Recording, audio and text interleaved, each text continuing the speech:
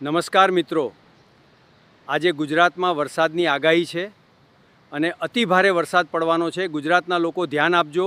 ગુજરાતના લોકો નમસ્કાર મિત્રો, ગુજરાતમાં આવેલા વાવાઝોડાને કારણે છેલ્લા 24 કલાક દરમિયાન રાજ્યના અનેક વિસ્તારોમાં ધોધમાર વરસાદ વરસી રહ્યો છે અને હવામાન વિભાગે આજે પણ મહત્વની ચેતવણી આપતા જણાવ્યું છે કે આજે રાત્રિના સમયગાળા દરમિયાન પણ ઘણા વિસ્તારોમાં ભારેથી અતિભારે વરસાદ પડી શકે છે.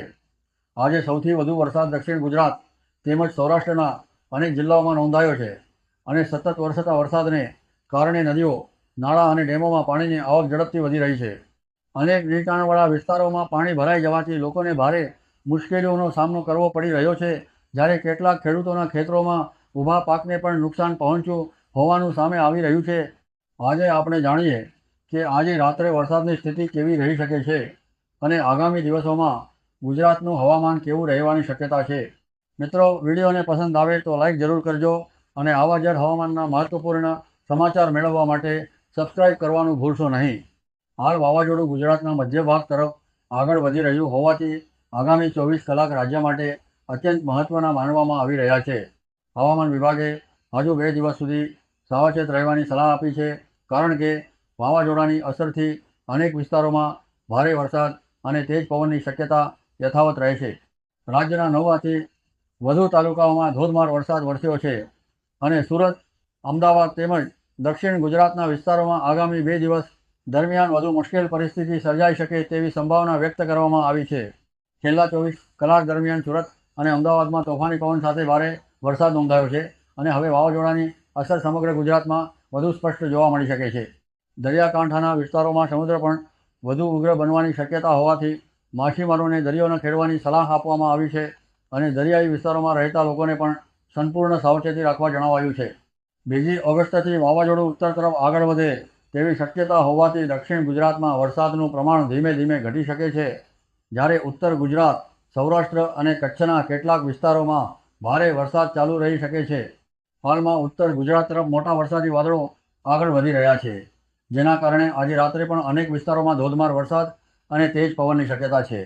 હવામાન નિષ્ણાતોના જણાવ્યા અનુસાર મધ્ય ગુજરાતના વડોદરા, આણંદ, પંચમહાલ, દાહોદ અને મહીસાગર જિલ્લામાં ભારેથી અતિભારે વરસાદ પડી શકે છે, જ્યારે દક્ષિણ ગુજરાતના ડાંગ, વલસાડ, સુરત અને નવસારીના વિસ્તારોમાં પણ ભારે વરસાદની સંભાવના છે.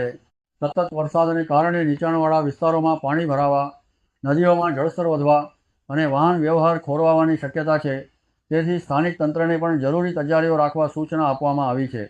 દેશના અનેક રાજ્યોમાં પણ ભારે વરસાદને કારણે પૂર જેવી સ્થિતિ સર્જાઈ રહી છે અને હવામાન વિભાગે દિલ્હી, ઉત્તર પ્રદેશ, બિહાર, હરિયાણા, રાજસ્થાન, ઉત્તરાખંડ, પંજાબ, હિમાચલ પ્રદેશ, જમ્મુ કાશ્મીર, પશ્ચિમ બંગાળ, સિક્કિમ, ઓડિશા, ઝારખંડ, છત્તીસગઢ અને ગુજરાત સહિત અનેક રાજ્યો માટે ભારે વરસાદની ચેતવણી જાહેર કરી છે. કેટલાક વિસ્તારોમાં તેજ પવન, વીજળીના કડાકા અને અતિભારે વરસાદની શક્યતા હોવાથી લોકોને અનાવશ્યક મુસાફરી ટાળવા અને સુરક્ષિત સ્થળોએ રહેવાની સલાહ આપવામાં આવી છે. ગુજરાતમાં પણ અમદાવાદ સહિત અનેક જિલ્લાઓમાં ભારે વરસાદની શક્યતા દર્શાવવામાં આવી છે અને કેટલાક જિલ્લાઓ માટે રેડ એલર્ટ જાહેર કરવામાં આવ્યું છે. રાજ્યના અનેક તાલુકાઓમાં ભારે વરસાદને કારણે જળબંબાકાર જેવી સ્થિતિ સર્જાઈ છે અને રસ્તાઓ પર પાણી ભરાઈ જવાથી વાહન વ્યવહાર પ્રભાવિત થયો છે. આગામી થોડા દિવસ સુધી વરસાદી માહોલ યથાવત રહેવાની શક્યતા હોવાથી તમામ લોકોને સાવચેત રહેવું, નદી, નાળા અને પાણી ભરાયેલા વિસ્તારોમાં જવાનું ટાળવું તથા સ્થાનિક તંત્ર દ્વારા આપવામાં આવતી સૂચનાઓનું પાલન કરવું ખૂબ જ જરૂરી છે. મિત્રો, આ હતા આજના મહત્વપૂર્ણ હવામાન સમાચાર. જો તમને આ માહિતી ઉપયોગી લાગી હોય તો વિડીયોને લાઈક કરજો, તમારા મિત્રો અને પરિવારજનો સાથે શેર કરજો અને તમારા વિસ્તારમાં વરસાદની સ્થિતિ કેવી છે તે કોમેન્ટમાં જરૂર જણાવજો.